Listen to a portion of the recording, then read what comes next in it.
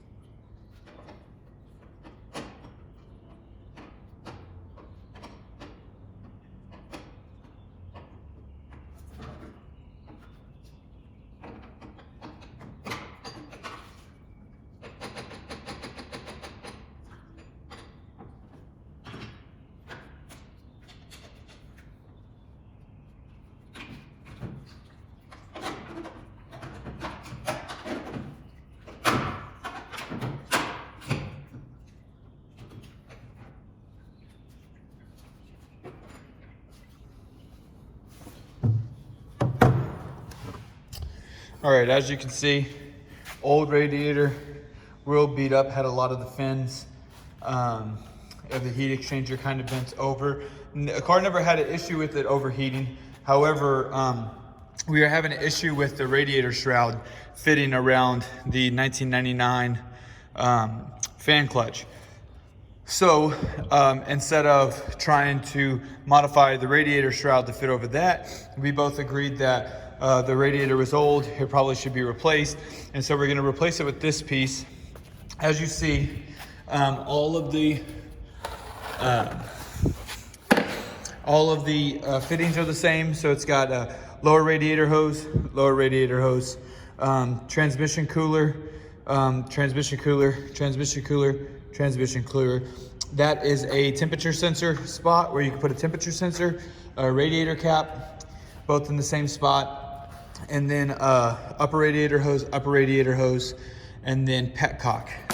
New style petcock, and then old style petcock. These two are oil coolers, which this car has an external oil cooler, as you see right there in front of the condenser. So we will not be using these two. Okay, so now I'm gonna work on getting the fan clutch removed.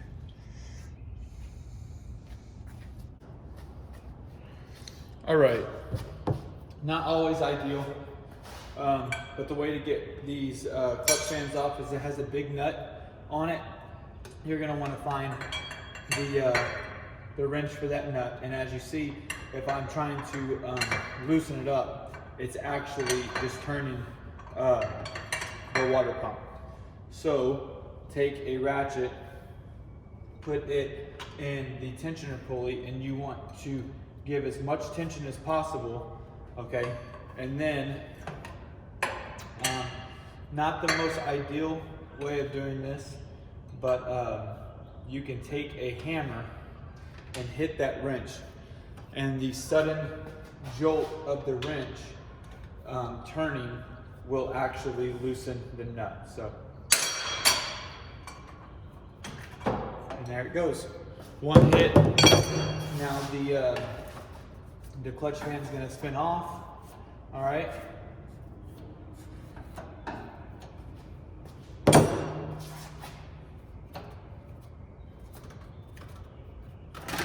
Okay, and there's our clutch fan, and now we can go about installing the new radiator.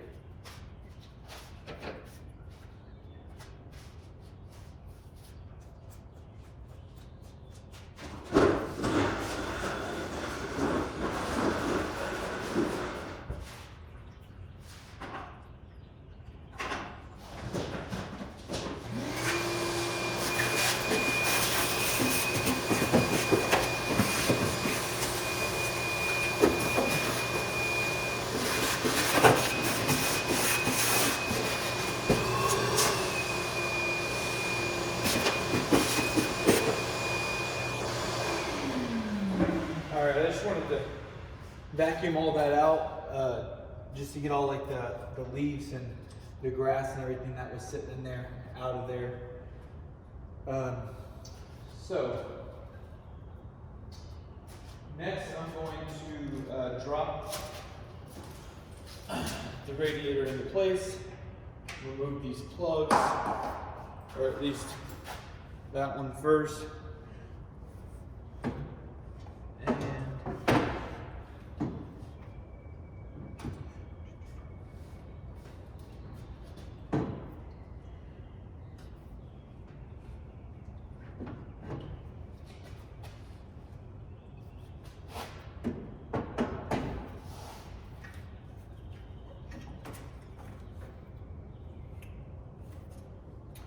All right, so a few things that I need to do.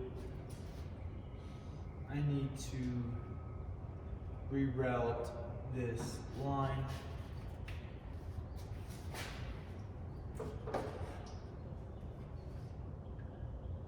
It's really not a good spot for it.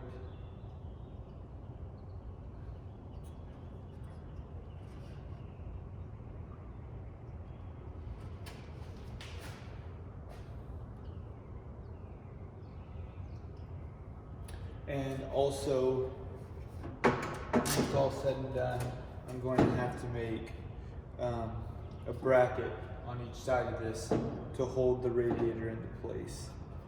So,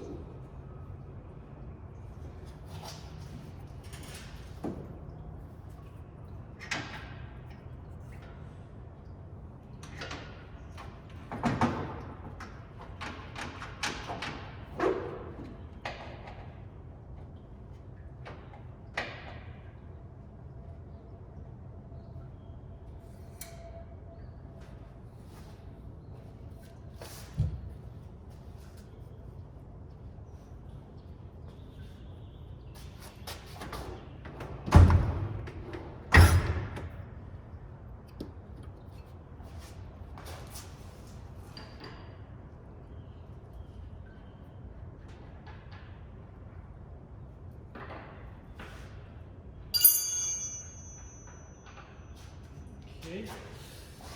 These fittings that go on is what adapts it to the newer style transmission cooler lines. So those will go in.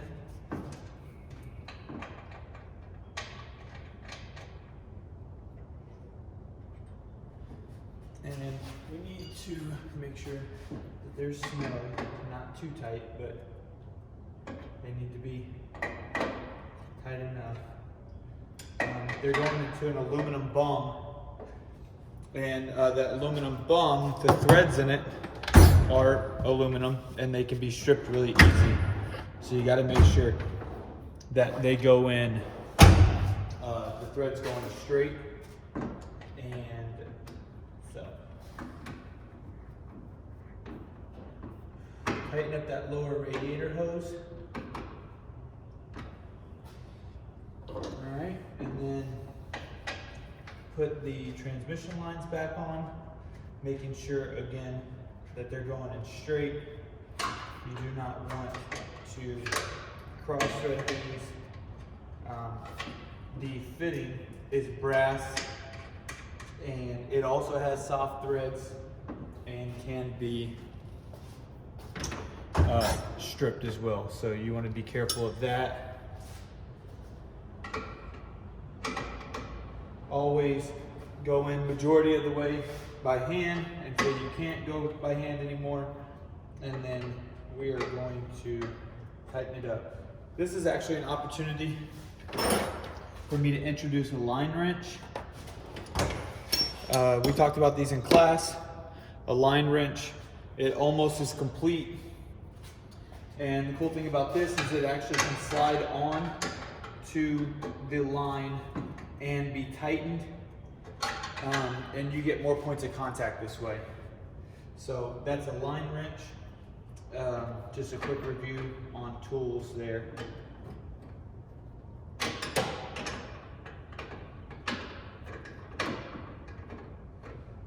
It prevents you from damaging the fitting, and makes it easier for the next person to work on the car because the fittings won't be damaged.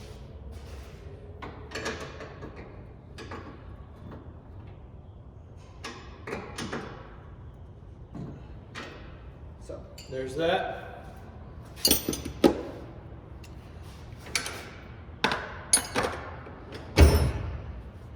All right, and then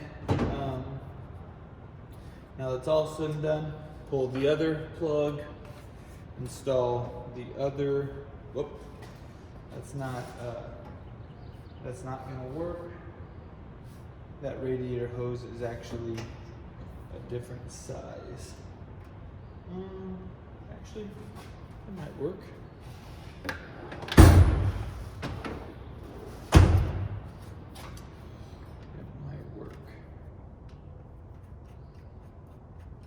Loosen this up, get it out of the way.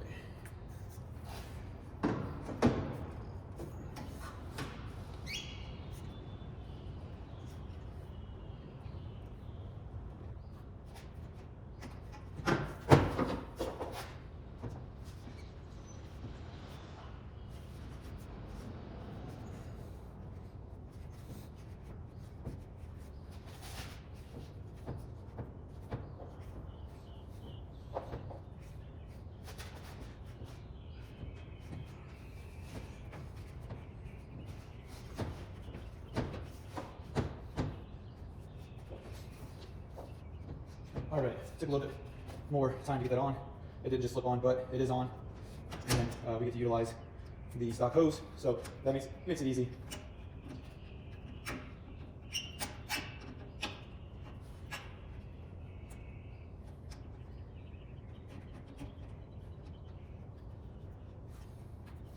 Okay, so what we're gonna do, we're actually gonna replace this hose clamp. It's not tightening around that. So last thing to install this radiator is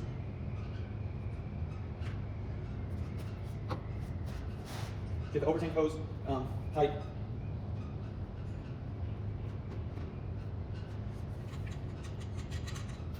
All right, so a lot of times when they send radiators, okay, the petcock will be open. All right, you want to make sure that that is tight. Also, this temperature bung right here has an Allen in it, and that needs to be Teflon taped. So don't forget those. Both of those would result in a problem if you just left them alone. So let's get that tight.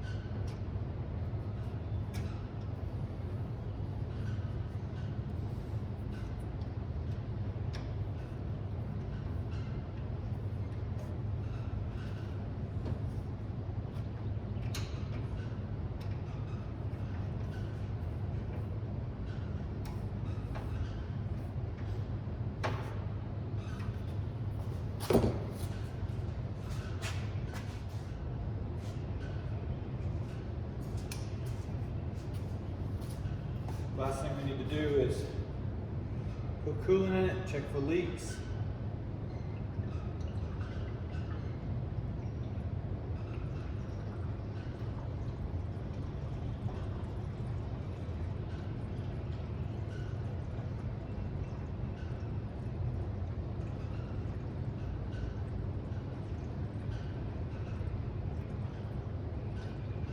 This is a concentrate, so it's not diluted down 50-50.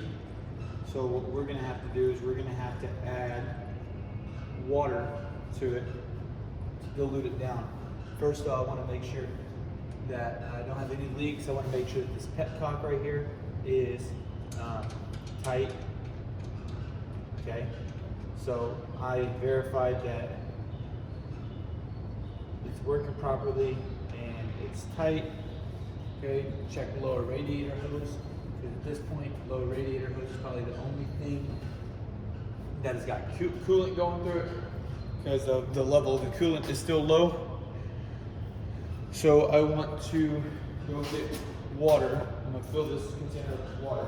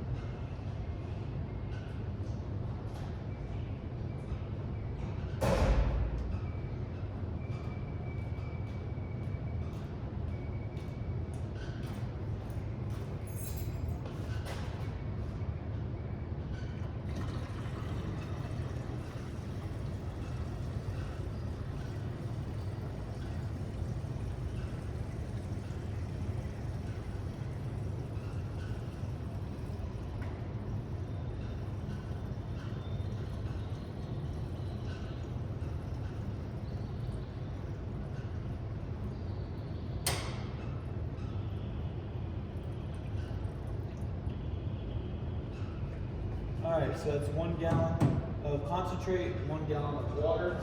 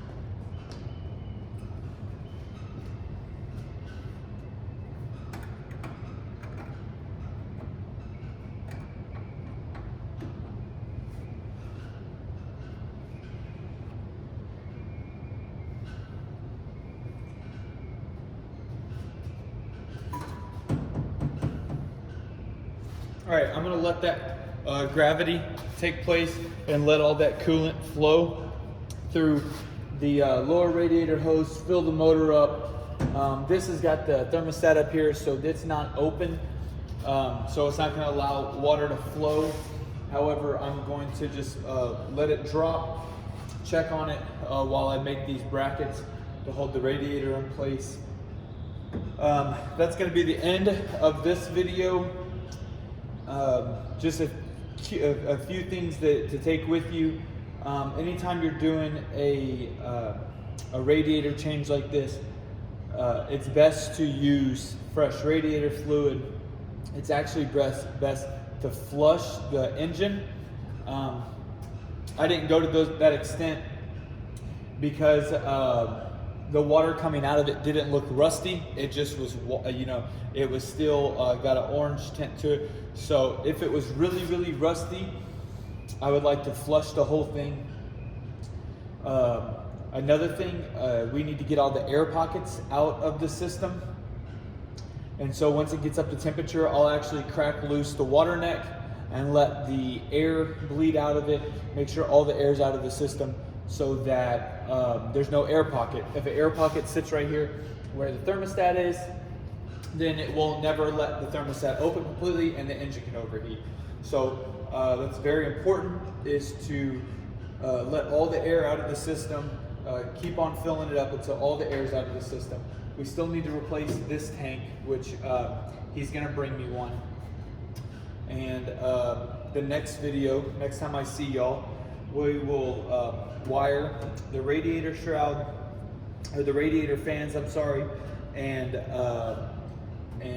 look at that. So hope y'all enjoyed this. I will have an assignment up of 10 takeaways from today's video, something that you didn't know, something that I goofed on, just anything, just 10 takeaways, and that will be posted in Google Classroom.